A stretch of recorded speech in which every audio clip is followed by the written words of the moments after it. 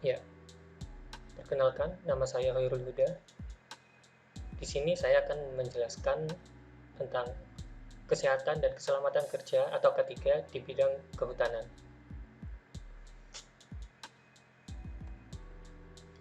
Dengan adanya video ini, diharapkan kalian bisa lebih memahami tentang pentingnya prosedur K3 di lapangan, khususnya di bidang kehutanan.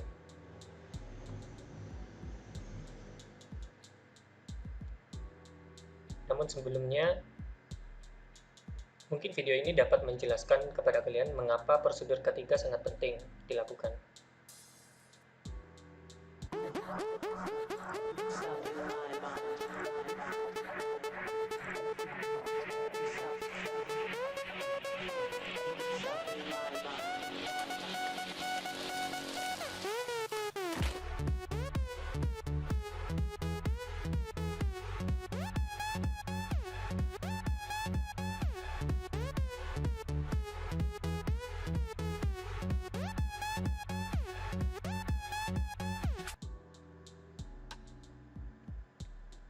Ya, video ini merupakan salah satu meme, eh, lebih dikenal dengan Kevin Dance meme. Nah, selanjutnya, apa itu K3? Dalam ilmu pengetahuan dan penerapannya, K3 adalah usaha mencegah kemungkinan terjadinya kecelakaan kerja, penyakit akibat kerja, kebakaran, peledakan, dan pencemaran lingkungan. K3 bertujuan untuk menciptakan kondisi lingkungan kerja yang aman, sehat, dan bebas dari pencemaran lingkungan dengan memelihara kesehatan dan keselamatan, keamanan dan keselamatan tenaga kerja di dalam perusahaan untuk dapat mencegah atau mengurangi terjadinya kecelakaan dan penyakit akibat kerja.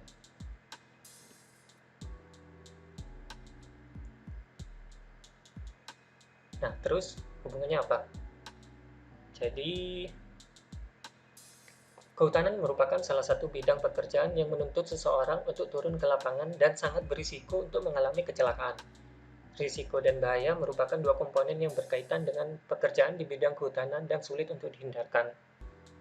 Istilah bahaya dan risiko ini merupakan istilah yang sudah tidak asing lagi dalam kehidupan. Namun terkadang kita sering mengabaikan hal ini. Secara harfiah, pengertian bahaya dapat diartikan sebagai sebuah potensi yang muncul akibat aktivitas atau kegiatan manusia yang berinteraksi dengan mesin maupun lingkungan yang dapat menimbulkan kerugian baik secara material maupun non-material. Sedangkan risiko merupakan besar kecilnya kemungkinan potensi bahaya tersebut terjadi.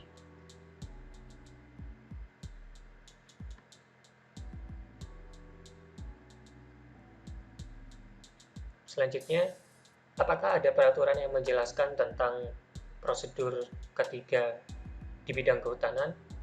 Jawabannya ada. Misalnya, Peraturan Menteri Tenaga Kerja yang menjelaskan tentang perlindungan keselamatan dan kesehatan kerja di bidang penebangan dan pengangkutan kayu.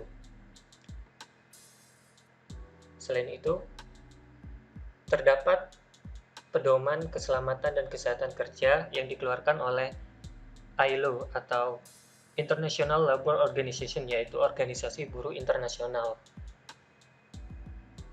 Contoh lain peraturan yang menjelaskan K3 tentang kehutanan bisa dibaca di slide ini.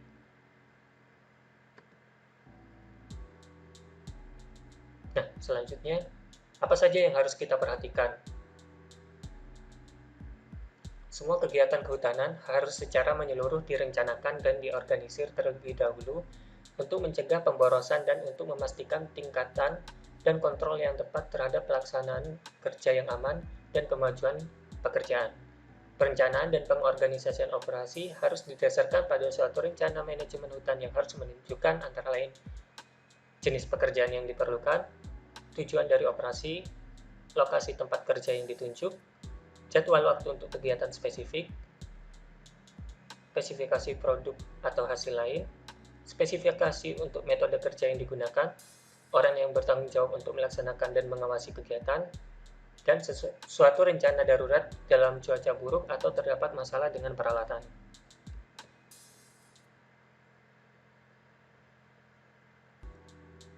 Lalu selanjutnya yang tidak kalah penting, bagaimana dengan kondisi ketenagakerjaan.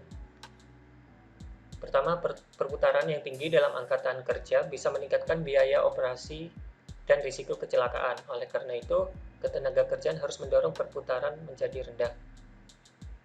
Yang kedua, waktu kerja tidak boleh melebihi jumlah yang ditentukan oleh hukum nasional atau perjanjian kerja sama jika bisa diterapkan.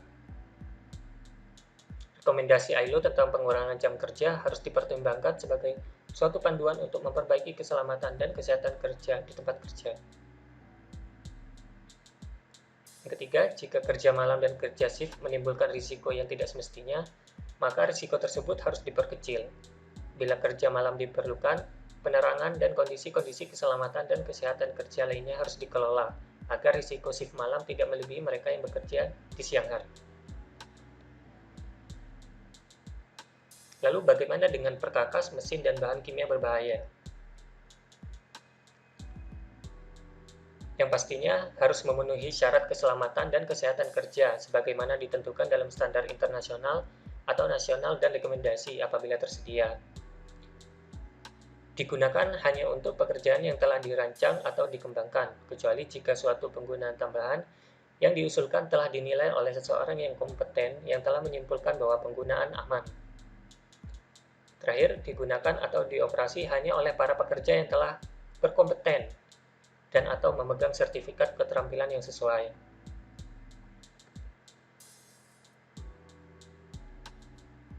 Dan selanjutnya, bagaimana dengan perkakas dan peralatan tangan?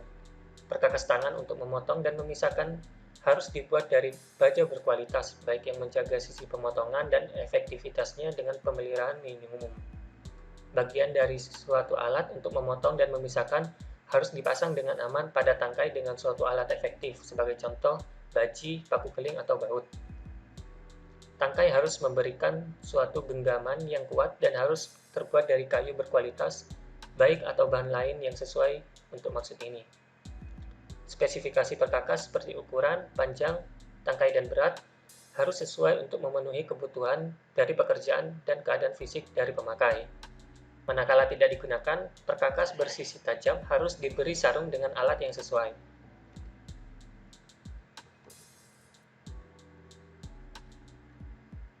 Dan yang terakhir dan yang paling penting harus diperhatikan, bagaimana dengan alat pelindung diri atau APD? Yang pertama, pakaian kerja harus dibuat dari bahan yang menjaga badan pekerja tetap kering dan berada pada temperatur yang nyaman. Untuk pekerjaan dalam iklim panas dan kering, pakaian yang sesuai harus digunakan untuk menghindari isolasi panas yang berlebihan dan memudahkan pengeluaran keringat. Pakaian pelindung yang sesuai harus disediakan jika ada suatu risiko radiasi UV atau potensi bahaya biologik, seperti tumbuhan, beracun, infeksi, dan binatang. Yang kedua, pakaian harus mempunyai warna yang kontras dengan lingkungan hutan, untuk memastikan bahwa para pekerja kelihatan dengan jelas. Yang ketiga, penggunaan alat pelindung diri harus dianggap sebagai suatu upaya terakhir bila pengurangan risiko dengan cara-cara teknik atau organisatoris tidak mungkin dilakukan. Yang keempat, bila tugas dilakukan dengan menggunakan bahan kimia berbahaya, alat pelindung diri harus disediakan sesuai keselamatan dalam penggunaan bahan kimia di tempat kerja. Yang kelima, alat pelindung diri harus mematuhi standar internasional atau nasional. Yang keenam, harus terdapat persediaan yang cukup alat pelindung diri yang diperlukan untuk operator.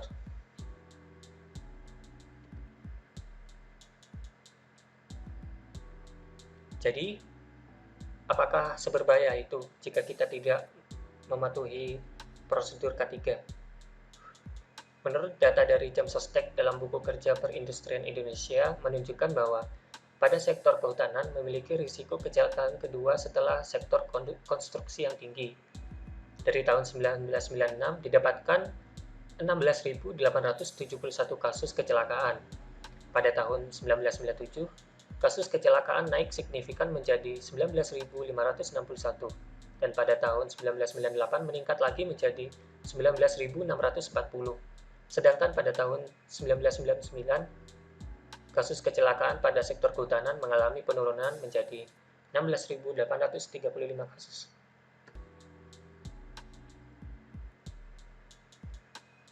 Kegiatan penebangan kayu yang menggunakan cincau memiliki risiko yang besar terhadap terjadinya kecelakaan kerja. Hal ini disebabkan karena program keselamatan dan kesehatan kerja belum berjalan sesuai dengan program yang sudah direncanakan, sehingga dapat menyebabkan risiko terjadi kecelakaan kerja seperti terpotongnya anggota bagian tubuh, khususnya tangan, dan gangguan kesehatan seperti ketulian akibat suara dari mesin dan sindrom arm vibration dari getaran yang disebabkan oleh mesin cincau.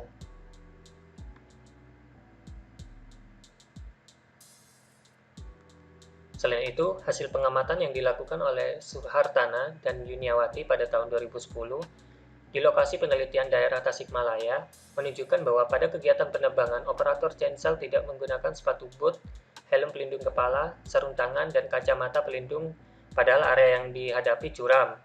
Dan jenis kayu jati yang memiliki kelas kuat 1 berarti memiliki bobot kayu yang sangat berat. Hal ini sangat membahayakan keselamatan jiwa operator.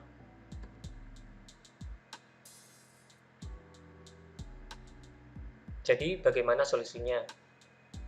Solusinya sudah pasti perusahaan dan para tenaga kerja diharuskan mengikuti prosedur ketiga yang berlaku. Selain itu, pencegahan kecelakaan kerja seperti akibat pengoperasian cincau atau gergaji pada bidang kehutanan dapat dilakukan dengan serangkaian kegiatan, misalnya risk assessment yang mendalam dengan memperhitungkan keadaan lingkungan kerja dan pengendalian yang telah dilakukan. Pelaksanaan hazard identification dan risk assessment dapat mengidentifikasi potensi bahaya yang muncul dan menilai tingkat risiko pada saat pengoperasian cincau atau gergaji mesin. Oleh karena itu, pelaksanaan serangkaian kegiatan risk assessment sangat penting untuk mengurangi risiko bahaya di tempat kerja, sehingga pekerja merasa aman dan bekerja secara optimal.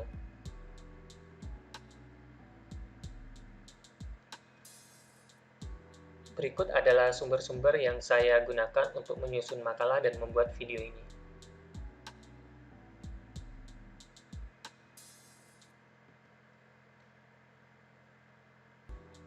Sekian dari saya, mohon maaf bila ada banyak kesalahan. Terima kasih.